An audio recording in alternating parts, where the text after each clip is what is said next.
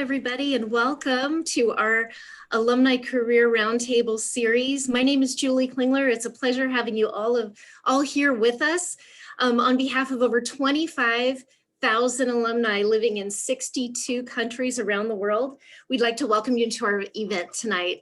We are so excited to see all of you, and we're so pleased that we're able to bring this virtual presentation to you. I'll be your host. I am the director of the Wolfe Center for Alumni, Parents, and Friends. And as we thought about creating this event for you this evening, we gave a lot of thought to our current students and our young alums who are with us tonight, because we know that the job market is extremely challenging, especially now during the pandemic. So during this event, we've brought together prestigious and successful University of Findlay alumni, and they've joined our Zoom sessions simultaneously, which is great. And you'll get to meet them in just a few minutes. But they agreed to come here tonight and share their wisdom with us by serving on our panel. So we're so excited to have them here. And we felt like who better to share all of that experience and all of that wealth of knowledge than successful UF alums. So thanks to them. During the next hour, you're going to have the chance to learn from them as they discuss some of the questions that you submitted to us ahead of time, and then other questions as well. So we will cover the strategies to learn what it takes to launch a successful career and listen to their tips and expert advice. One caveat I wanted to let you know of is, unfortunately, Mr. Robert Doxey won't be with us this evening as planned. However, I know the rest of the panel and our UF staff have wonderful content to share with you this evening. So at this time, I'd like to introduce Brad Hammer. He serves as our director of the University of Findlay's Center for Career and Professional Development. Brad's CCPD office has partnered with mine to bring you this event today. Brad? Thanks, Julie. And thank you all of the alumni, and thank you all for being here, whether you're here in person or you're watching this recording. This is taking a step in the right direction in order to be able to really take ownership of your career development and take the opportunity to network with alumni, because we all know that that is the best approach to be able to, maintaining relationships in order to be able to find those full-time or internship opportunities. So my office, the CCPD, is here as a panel. We are here to help and be able to help support all of you alumni during your career search, during your internship search, and for lifelong services. Anytime that you need to come back or that you just want somebody to look over your resume before you send it in, our office is here to help with all of those things. So we look forward to having this conversation, and thank you, panel, for being a part or participating in this discussion. And I'll send it back to Julie to introduce Stacy. Good. Thank you, Brad. Before I get to introduce our moderator, Stacy Rampi, I do want to let you know a few things to keep in mind for our virtual event. We want you to make the most of it, of course, as always. And so a couple of tips to make that happen on your Zoom webinar. Up at the top right-hand corner, make sure you're clicking speaker view so that you've got the best and the largest picture for those who are speaking. And then at the bottom of your screen, you'll see a Q&A section and a chat feature. So use that chat feature and say hello to your friends, and also go ahead and put comments in there if you have them as well. If you've got questions though, please place those at the in the Q&A section, because at the end of our session, we will take your questions and turn those over to the panel for answers.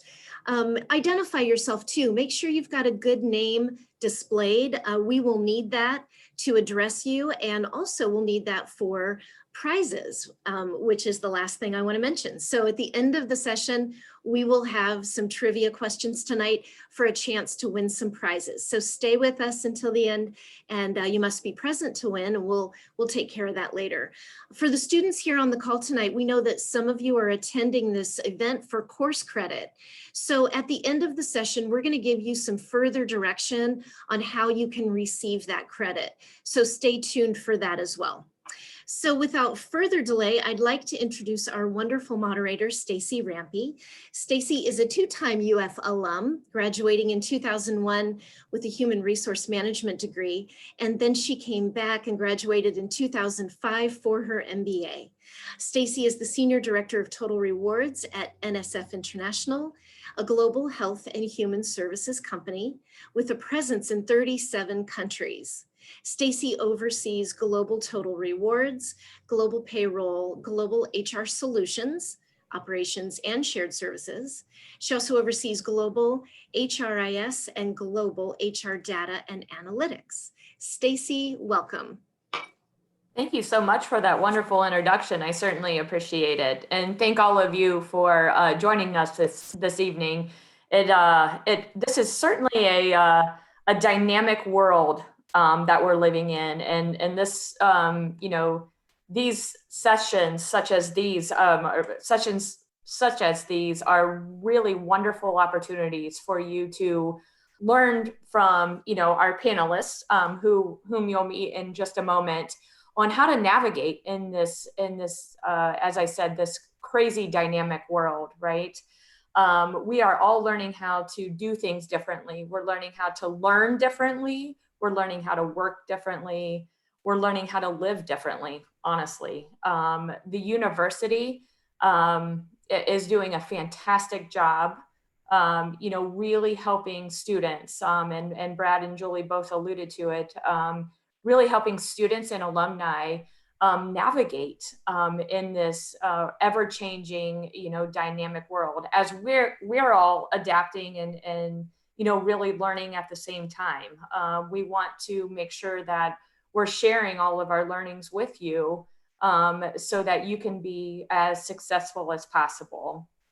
It's very critical for all of you to make the connections and build the relationships with people that can help you excel and succeed, whether you're interviewing and trying to find an internship, whether you're going out into the workforce for the first time as a professional, as a degreed graduate of the university. All of us want you to succeed, and honestly, the University of Findlay does a fantastic job of supporting and helping students and alumni do that.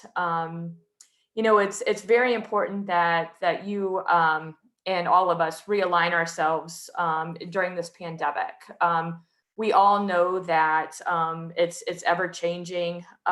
You need to be able to have the resources and the connections, and that's really what we're here for tonight, is to help you make those connections, build those relationships, give you the tips and tricks that are going to help you get that first job or that internship and really be successful going forward. You need to be adaptable. As we've all found out in this last year, we need to be adaptable more now than ever. So, we're really here to help you. I encourage all of you to use the features, as Julie explains, to ask questions. We want to field your questions. We want to answer your questions so that we can help all of you. Again, you need to, learn the strategies. We need to stay, and more importantly, you should stay connected with the university, right? They will help you get where you want to be. We are all here as support. And again, we're all here to help you succeed. So with that, and without further ado, I would love to introduce the panelist. I will turn it over to Kathy Meyer, who is a 2009 graduate, I believe, of the university and is a current recruiter for Blanchard Valley Health Systems. Kathy, please, if you would give a brief introduction of yourself. Sure, thanks, Stacy. So yes, I am a recruiter for Blanchard Valley Health System. I have been in various HR roles through most of my professional career, and primarily in a recruiting role. So I have experience in a number of industries, started out in recruitment, process outsourcing, spent time on several college campuses, working with students and alumni, both from an admissions standpoint and career services. So really have enjoyed being in a recruiting role. I think just being able to help applicants really connect with hiring managers and to see the applicant find the role that they're looking for and a hiring manager that is highly satisfied with not only the pool of candidates maybe that we've generated for them, but for them to find that perfect hire to match their culture and the position that they're filling. So it's been exciting. I've been at the health system about 4 years. It was my first experience working in healthcare. And of course, 2020 certainly has been a challenge for everyone. And while the health system really has had to kind of shift gears, we've all worn many hats over the last year. And as you would imagine, we are hiring at a really rapid pace right now. Our inpatient numbers, as you can guess, have been very high over the last 10, 11 months. And so, of course, we also need increased staff to help care for those patients. So it's been a great learning experience. Healthcare is really, God's work on earth. We really do care for our patients. It's our number one priority. And even though I'm in a recruiting role and I'm not direct patient care, certainly am able to bring those people into the organization that are providing that great care to our patients. So we all have our own role within the health system. So I'm happy to be here tonight to talk about not only, opportunities in healthcare, but really across the board as we're talking about the job search process and interviewing to find that perfect job. Great. Thank you so much, Kathy. I appreciate you sharing that with us. And now I would like to also introduce Darren Black, who is a human resources supervisor at Marathon. Darren, please tell us a little bit about yourself as well. Great, thank you, Stacy. Good evening, students and alumni. I'm honored to be part of this panel and have an opportunity to dialogue and to share professional knowledge. You all have my profile, so really rather than rehash what's in front of you, I'd like to add a little bit of color to it because I think it's an interesting story that's relatable. I graduated from the University of Findlay in 2001, which most of you probably won't recall was the burst of the dot-com bubble and began an 8-month period of recession for the country. So it was a challenging time to find employment, much like it is today. And like many of you, I had questions about how to navigate the job market. Ultimately, I was able to leverage a University of Findlay business tour for an international business class into a job opportunity by making a contact on the tour, keeping up with the contact and making a favorable impression. So that was my foot into the door of the professional world. A couple of years after starting my professional career, I went back to the University of Findlay for an MBA on my nights and weekends. And that degree and the knowledge I gained helped secure the next step in my career as a small and medium-sized business consultant in the Toledo area. And then 5 years into my professional career, I applied to an HR consultant role in the Canton, Ohio refinery for Marathon Petroleum. And I was offered a recruiter opportunity in the Findlay, Ohio office for Marathon Petroleum. So not exactly what I had intended to secure. And interestingly enough, I had applied to and been interviewed by and declined by Marathon Petroleum a couple times previously. But I didn't become discouraged, and I kept checking for opportunities. And over that period, as I was progressing my career and other opportunities, I kept checking back and looking for opportunities that might be a fit.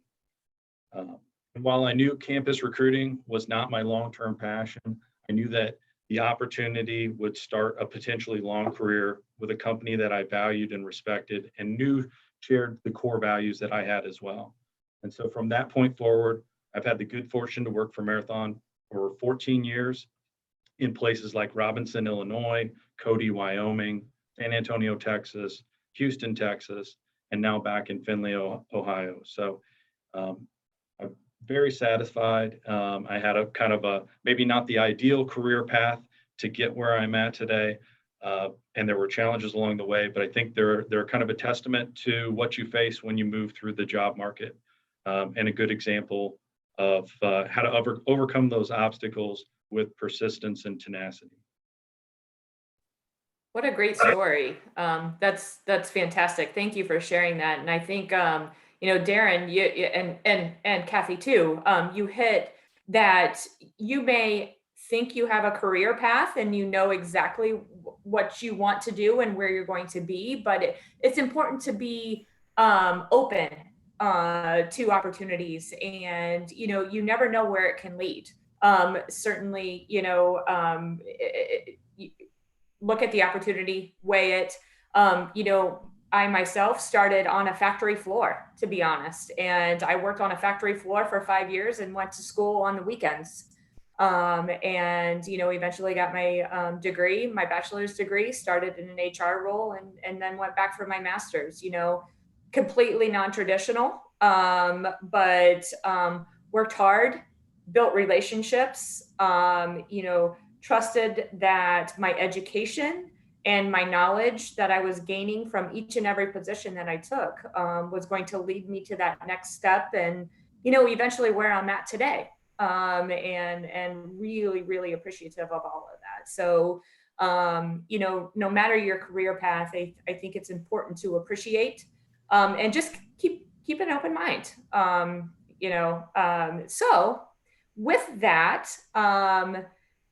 we're going to talk to you about how to do that, honestly, and be successful. So we have some questions here. And again, I'm going to reiterate, please use the features that Julie outlined, and we will certainly field your questions, as we go here. But I'm going to ask a question, and then I'll ask, both of our panelists, Darren and Kathy, to give their perspectives. I'll add in if I have anything to add, and certainly if anyone in the audience tonight has any questions to build off of that or comments, please feel free to do so.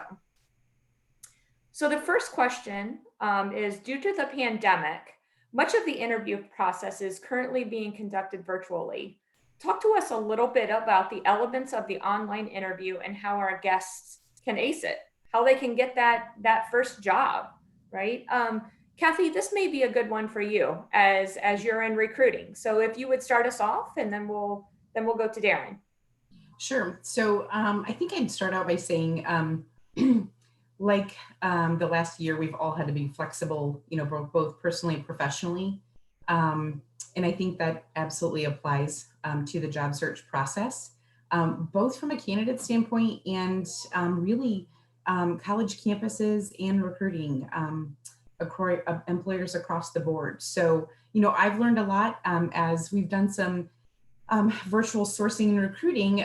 We've really obviously stepped up our game because a lot of the face-to-face, more traditional opportunities to connect with students and potential candidates just really hasn't been available over the last year. So I think being open to different types of networking events, ways to connect with employers, anything that you can participate in right now to make those connections is going to be to your advantage, whether that's short-term or down the road.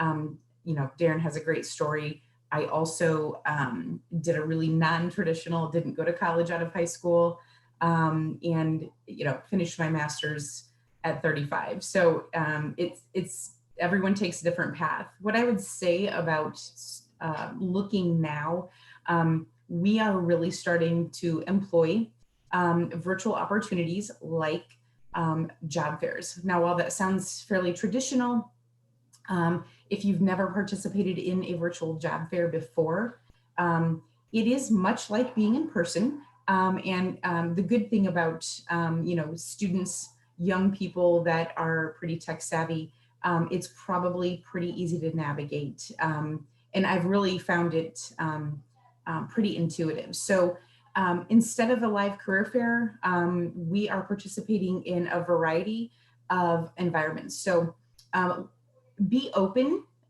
check them out, sign up to participate in them. I will say that as you would file into an auditorium and shake hands and meet an employer, now you are uploading profiles, much like you might to LinkedIn or other job boards. You will market yourself. So make sure that you have a really good online profile, not just on LinkedIn, but via the career fair portal. Employers are looking at your profiles prior to the career fair. You also will have the opportunity, depending on the fair, many employers will post schedules, and you can self-schedule to participate in a one-on-one conversation with that employer. So that's your opportunity to really make an impact, connect with someone in that organization on a one-on-one basis. Maybe you'll get their contact information, schedule a follow-up interview. So sign up for those individual sessions. Many of them also will offer group sessions, so employers can post in order to have group sessions where you can log on and learn more about the organization, the types of interviews that they might be conducting after the interview, different opportunities that are available to you. So group sessions, a little bit different, but you have more of an opportunity to learn about that organization and the types of candidates that they're looking for. Another effective virtual option are panels. So we often participate in panels for hospitals, or health systems.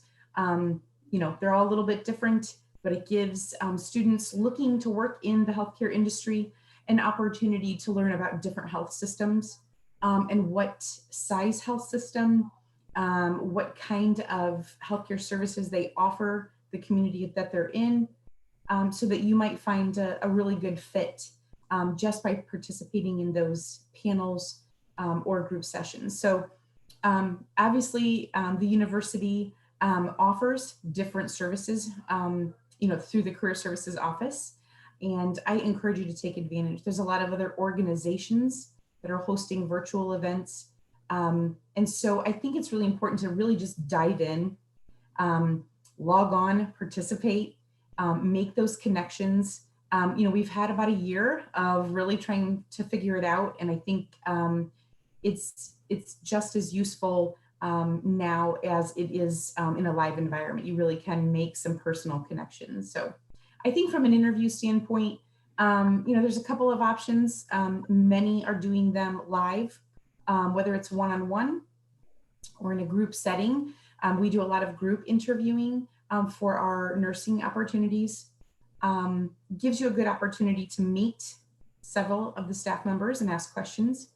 But there's also interviews that are one-way recorded interviews, and also maybe a little nerve-wracking. I think preparation for a interview online can be very much like a live interview. So, the recommendations of professional dress, your body language, all of those things still apply. I think what's a little bit different would be the technology. So I would highly encourage you, just like you probably logged on today, to make sure that this technology is ready and working properly. So is your Wi-Fi connection good? Is your lighting good? Make sure you're aware of what's in the background prior to the interview.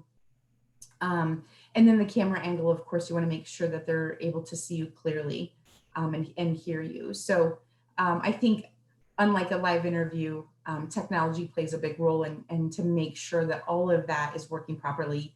You don't want that to leave a negative impression or, worst case, not be able to participate in the interview because of technology issues. Great. Thank you so much, Kathy. Darren, anything else to add? Sure. I'll add a few things. I think Kathy did a fantastic job covering the main elements. Just to build on that, the things that interviewers are looking for is kind of your confidence and your experience and your education. And as an introverted myself, some of us don't naturally have that confidence and have to build that up, and that's some practice. Practice interviewing both in person and then virtually as well. Preparing questions and fact interjections for the company you're interviewing with. Having a few kind of thought-provoking questions to turn the tables on the interviewer when they say, "Hey, do you have any questions?" It's always good to pull that list out and demonstrate that you've done your homework and shown your interest.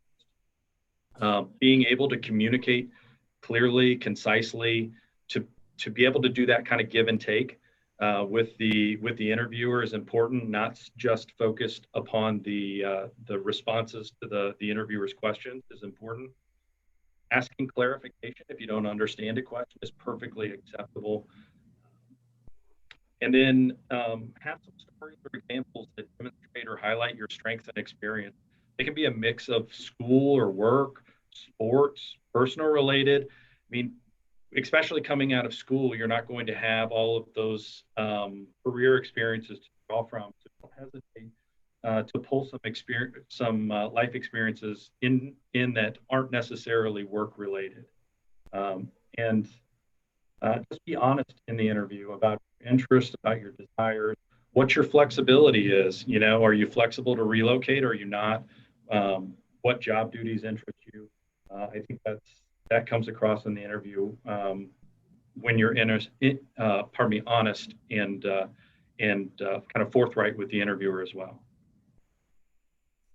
I would say I'll add to that just because we're really talking about virtual interviews.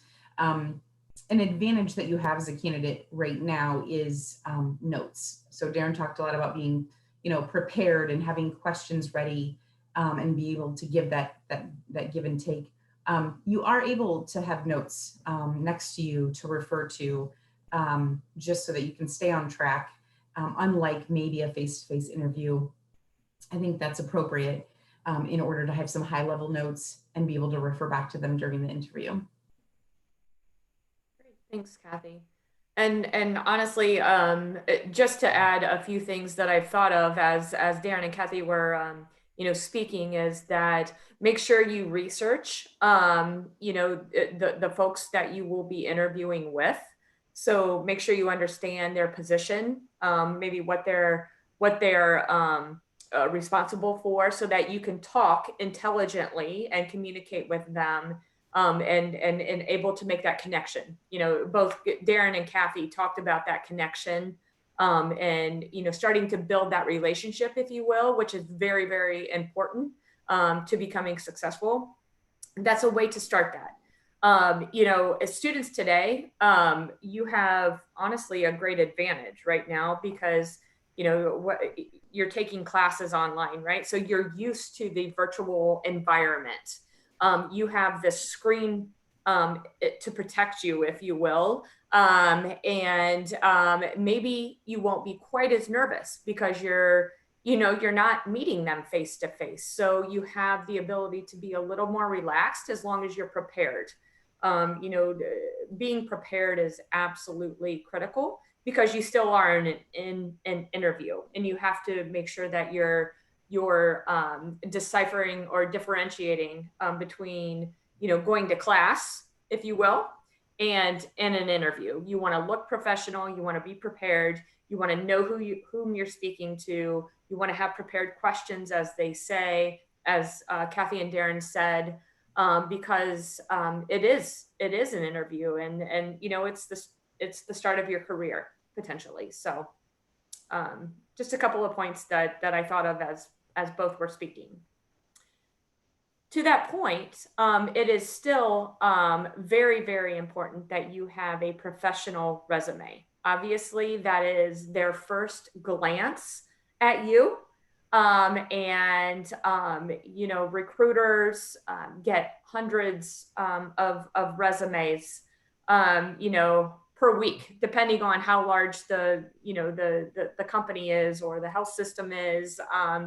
And you want to make that recruiter look at yours, right? So it's very, very important to have a good and well-prepared resume. So Darren, could you talk to us a little bit about, you know, how do you catch a recruiter's eye, or how do you make it past that first pass, if you will? Great. Thanks, Stacy. So I don't see as many resumes in my role as I used to, but I did compile a list of kind of the things that stand out to me when I'm looking for resumes, and I'll be very interested in what Kathy has on this list as well. But I would say overall, you know, I'm looking at the overall aesthetic of the resume initially. You know, you don't want to base a decision just on look, but that is a differentiator. You know, is the resume cluttered with information, or is it kind of concise, and is it well formatted? So really, that's one of the first things that I think catches a recruiter's eye and then calls them into the actual content of the resume. I would say that details matter when you're talking about a resume and what recruiters see. The little things differentiate one resume from another. So, you know, the typos, you shouldn't have typos in your resume. And just talking about kind of horror stories from recruiters, you know, document title, make sure that it's appropriate document title. It's not saved as resume for, and then some competitor company name or something like that. Those little things actually get picked up by recruiters because they see so many. Don't have changes on or have a draft version that you send out. So you got to get the right version to the right recipient. I think, you know, when I'm thinking about content of a resume, you know, balance of, you know, of your areas where you could use improvement or need to gain improvement, and then highlight your strengths. So if you have work experience, highlight your work experience. But if you don't, highlight your extracurriculars. Or if you didn't do extracurriculars, highlight your grade point average if it's a strength, or your coursework that might be relevant to that opportunity, so that you have some content and can fill the page with meaningful and relative qualification. And then you might include experiences that you may not think are directly related to that job, but they demonstrate skills and strengths and work ethic.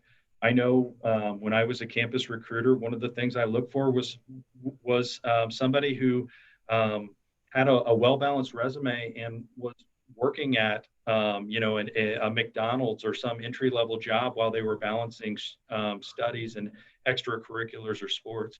You wouldn't think that would be applicable, but it says a lot about the individual that they're able to handle all of that, and says a lot about their work ethic.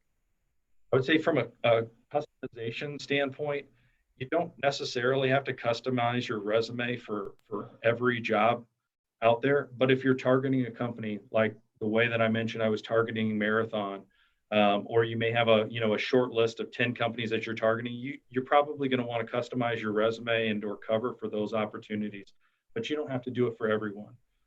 Some things when you're covering it, you may want to reference the job posting and include some of the keywords in there as well, and make sure that the qualifications are covered for the opportunity for which you're applying. And then lastly, I would say just keep a record of the applications that you send out and the dates that you send it out, just so you know and have a record of what you've sent out there. When it's time to do some follow-up or touch base, or say, you know, hey, it's been a couple months, I haven't heard anything back. I just wanted to touch base with the recruiter and see how things are progressing. Is there anything you need from me? That sort of thing. So it's just have a very structured approach with your applications and how you manage your career search as well. Great. Thank you. Kathy? Sure. Yeah, I mean, all of Darren's points were very well and appropriate. We do all of those same things. I tell applicants, everyone starts reading your resume from the top. So most relevant information and experience relevant to the job that you're applying to at the top of your resume, highlight it. So whatever that experience is that's most relevant. So like Darren said, it might not be work experience, but maybe it was some research that you did on campus. Maybe you were president of a club that was relevant to the job that shows leadership experience.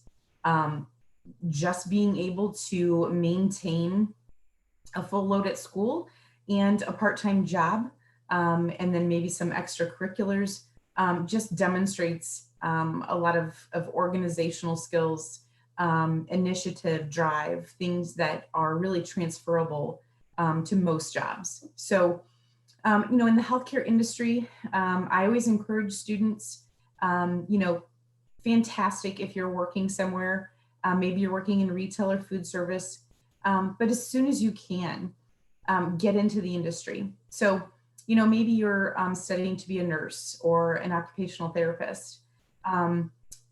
Whether you're a freshman or a sophomore and you are interested in working part-time, apply in the health system. So work as a tech, work as a nursing assistant, a medical assistant.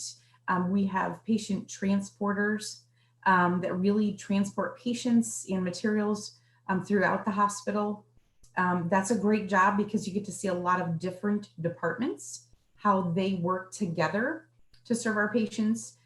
You get to know the staff and how all of them are really interconnected throughout the organization. So whatever industry it is, doesn't necessarily need to be healthcare, get experience really any way you can. We have over 400 volunteers in the health system and really couldn't run without them. So whether that's a part-time job, maybe it's volunteering your time, at the orthopedic office and just helping check in patients, or we have patient observers in our emergency department, and they are really just being with the patients. Some of our patients cannot be alone. So while the medical staff is working and serving several patients, our patient observers are really just staying with the patients and making sure that they have what they need. And it's really a good way to not only build relationships with the medical staff, but getting to understand how to connect with patients.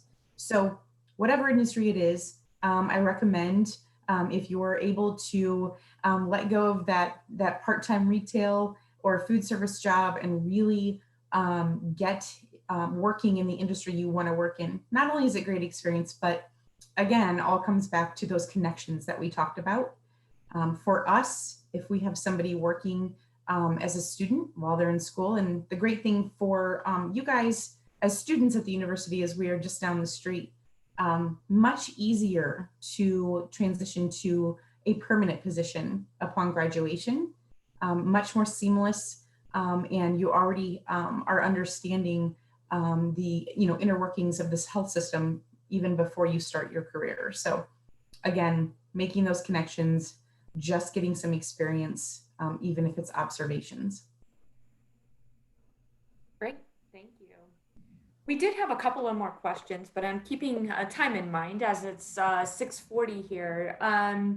And we've really talked about how to make connections. That was one of the questions that I was going to ask the panel. How do we make connections, right? But I think we addressed that at the start of our conversation. So one other that I did want to ask is that obviously our college graduates are well-trained, well-educated, and very valuable. And although they may be new employees, how do they navigate, how do they negotiate, if you will, a competitive salary in an environment like this?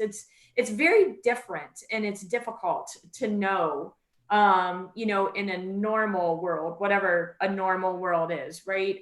It's difficult to know that balance. You can go on Glassdoor and find, ranges that range from, $20,000 up to $100,000. And it's just very difficult. So how would you advise students and recent alum really to negotiate that for a pay and benefits? Kathy, if you want to start.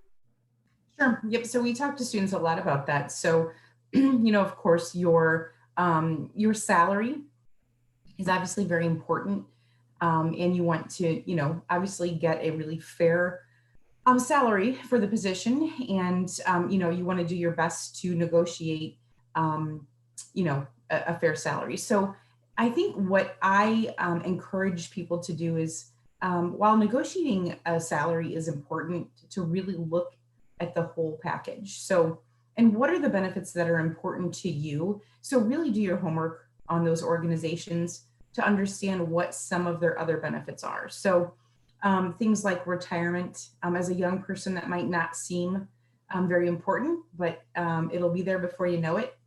So what is employer contribution to a retirement program? What are the health and welfare benefits? So do you offer, not just medical or healthcare benefits, but vision and dental? What is your healthcare options? Do I have more than one option? And then other incentives. Is there a bonus program? What does that look like? What is the criteria for meeting that? Maybe you're interested in going on to grad school. Do they have a tuition reimbursement program? What is the time commitment for me to either pay that back if I leave the organization? So I really encourage people to do their homework on all of the compensation package, not just a salary. Of course, you would do the same kind of homework and research when looking at wages. And of course, when you look online, as you mentioned, Stacy, you'll probably find a really wide range. It really does depend on where you're at geographically. So make sure that you're looking, if you're in Northwest Ohio, the salary for the same position in New York City is going to be dramatically different. So make sure that you're taking into account where that position is located, and do they offer a relocation package? So I think being well educated and understanding what somebody at an entry-level position should be making, going in to your first professional job, and then considering the whole package when you're negotiating. Thank you so much, Kathy. Darren? Great. Yeah, I agree with Kathy there. I think you have to think about the whole package. A couple items that just to add on to that list of negotiable items, I'm thinking like work arrangement these days, working from your house versus going to a location, even part of the time or a day of the week, is potentially negotiable. Your work hours, you might be able to flex that. I know people with young families that could be a big benefit.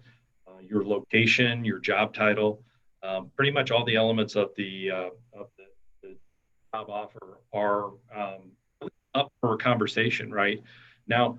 One thing to keep in mind is that employers don't always have a lot of flexibility.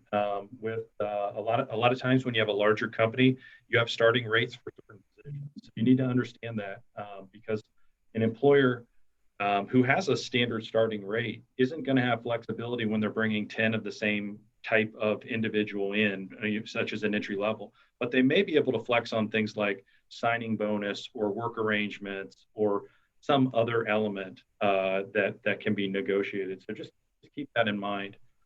A couple other things just to be kind of realistic about is, what's the status of the labor market in your particular area? Is it saturated with other individuals because that are also qualified for this type of work? Because that may diminish your potential leverage going into a negotiation. Or, what's your status from an employment standpoint? Are you already employed? Are you unemployed or underemployed? That sort of thing, just to keep that in mind. Now, I'm not saying that would prevent you from negotiating, but there are just some things to keep in mind when you go into a negotiation. I think for being on this end of negotiations at times, you need to be clear about what it is you're requesting. It could be one thing in the salary, but if it's multiple things that you'd like to talk about and explore, bring those all out at once rather than saying, hey, it's salary. And then when you come back with a counter offer, then it's, oh, could I be based out of this location? If you get it all out in the conversation all at once, it makes the process much easier.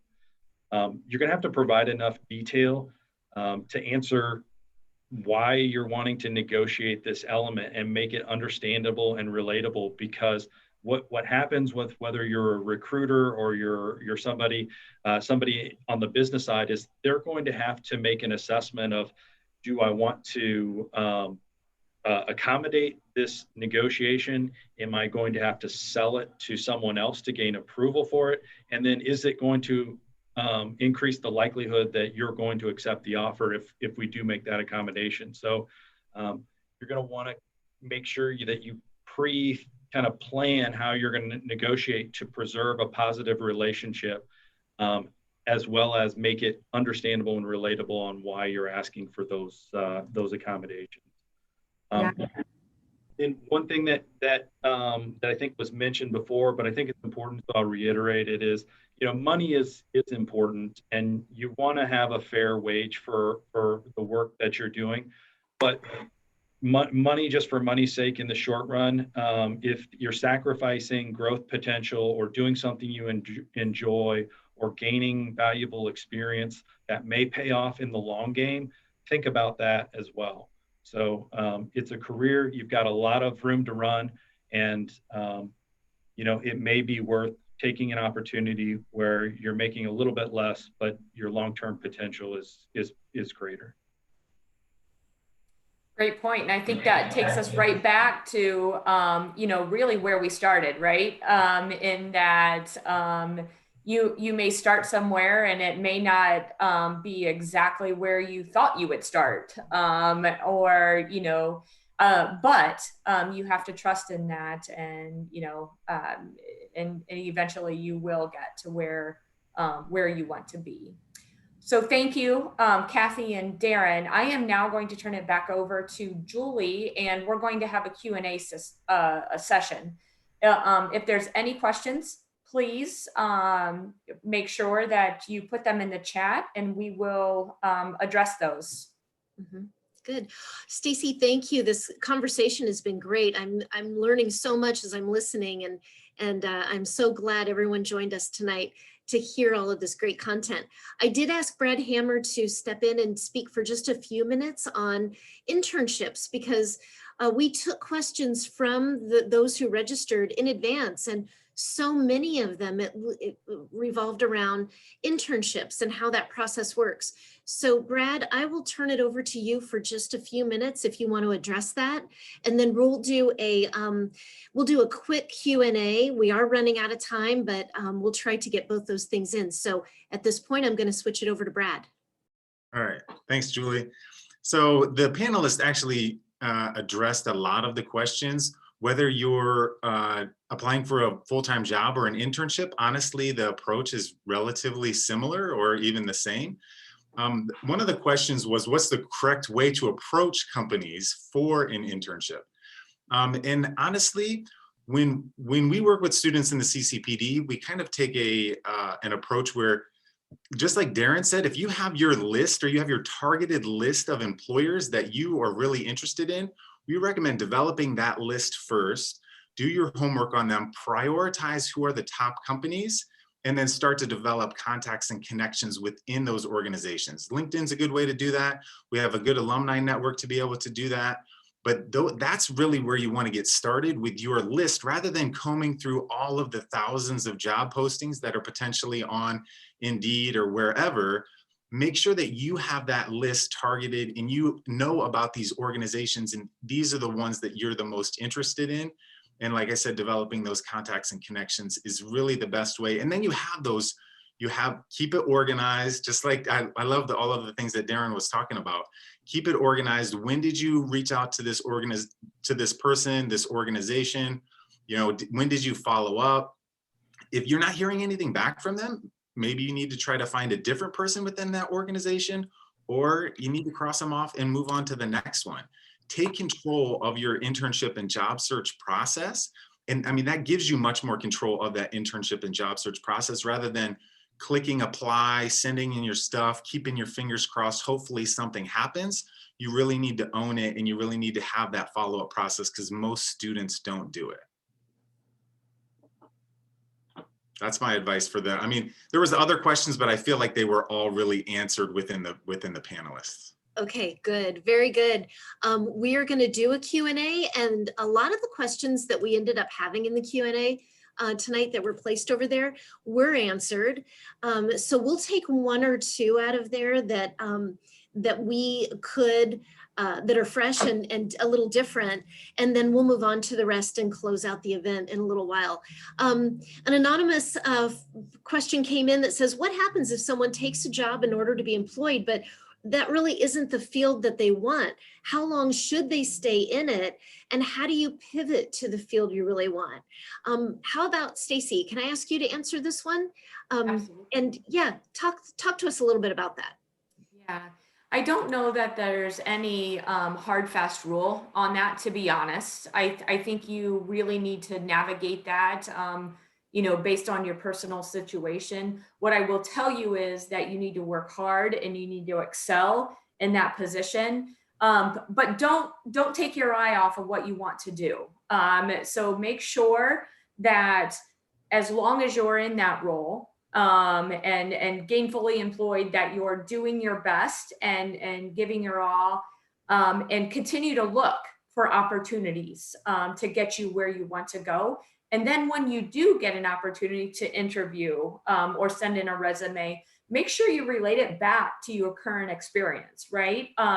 You know, if you are working in a restaurant, for example, and you're in accounting and you want to go to an accounting firm because that's where your degree is, make sure you can relate your experience in the restaurant directly to what you can, you know, really what you can provide that company, and what would be an asset, why you're an asset to that company based on your current experience. So that's the best advice I can give. I don't think there's a hard, fast rule, but I do think you need to continue, and certainly don't give up on your dream, right? Right. Very good. Good advice. Earlier in the session, a couple students asked about virtual job fairs. I know Brad put some things in the chat, so if you're one of those students who had questions about those virtual job fairs, take a look at Brad's link and then feel free after that to reach out to the CCPD for more information. So at this point in the program, what I'd like to do is go ahead and of course, first, just and foremost, thank our panel for being here, Stacy and Kathy and Darren. I really appreciate all of you giving up your time and coming in. You've done such a wonderful job leading this discussion. I am very, very pleased about all of that. And we've had such a great group here all night long. And so I'm glad that all that information has been shared with them. We want to do 2 giveaways today. And so what I plan to do for the students is ask them one question. And so the students get a chance to win a prize. And then everybody else who is not a student has a chance to win a prize as well. So what I'll do is I'm going to ask a trivia question first for the students. We did make an announcement a couple days ago that we were going to have a $50 refinery gift card for students, and they love the refinery. So my question for them will be short and sweet, and then the first student who answers in the chat will receive the prize. So get ready, students, to get into the chat and submit your answers. And the question is this one: how many students were enrolled at Findlay College when it first opened in September 1, 1886?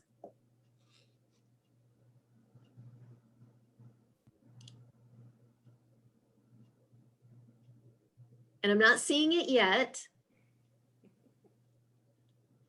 And I'm still not seeing it.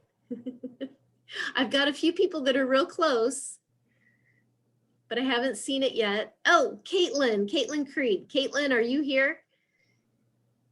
Okay, Caitlin was the first one to submit the correct answer. So Caitlin, you're the winner. The correct answer was 70.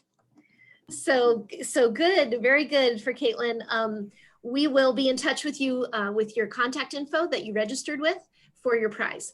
So thank you for that. That was awesome. And then next we're going to do a Yeah, good job.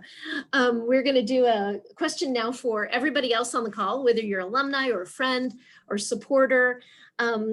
Here is the question for you. What year were UF's school colors announced? Now, I have some options for you. They are 1892, 1917, 1935, or 1951. And okay, Jocelyn Larson. Are you here, Jocelyn? Okay, good. Jocelyn, you are the winner. So what we have for you is a swag bag. And what we did is we put, Kathy's clapping, we put the swag bag together earlier today, and it's got a ton of things in it. It's got trail mix, a lanyard, a water bottle, a notebook, and all kinds of great stuff. So we will send this out in a few days. So thank you for everybody who played the games. We'll get the prizes out to everyone, and we greatly appreciate everyone submitting all of those great answers. It was a lot of fun. I want to go ahead again and thank Stacy for being here today. I'll start with Stacy. Thank you for moderating the session for us.